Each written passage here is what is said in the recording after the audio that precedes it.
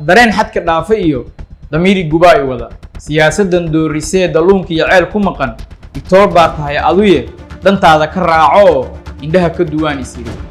maskaxda ka dadaan isiri haddaydayin baan isiri waxaase dubaaq iyo gilgilamaanka iga dihan siyaasiga daalimka dantiisa u taagan oo dadkuna midba qaar u tumi durbaanka u goonida dadkaygoo waanada daryeel wax u sheegiddaa nin doonahayaan ahee bal ayaga dadkaan qariban waxay degayaan bulshada midkiina dul joogay waa daraad ku yimaaday inuu shisheeyaha naga durgiyo duqii ka horreeyey iyo midkii ka dambeeyey kaa hal shay isma dooriyaan waxayse ku daawacaan qulubta bulshada dayacan qabyaalada daacufka dirkood way qiranayaan duquna wuu fulinayaa afkuusa ka duwahayaa xaqiiqda dahsoonna waa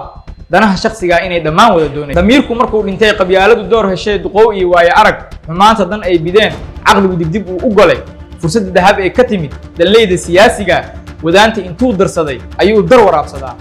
dan iyo hadaf kama lehee dantiisa markuu ka helo dabeed wuu wada qubaa kursiga goorkuu ka dego ayuu dib u raadiyaa durbaan goor kala tumaa ilaan isma doorinee annana waa dooranaa durbaanka u sactumnaa dadkaygoo waanadaa daryeel wax u sheegiddaa nin doonahayaan ahee digsiga xaabada ku shidan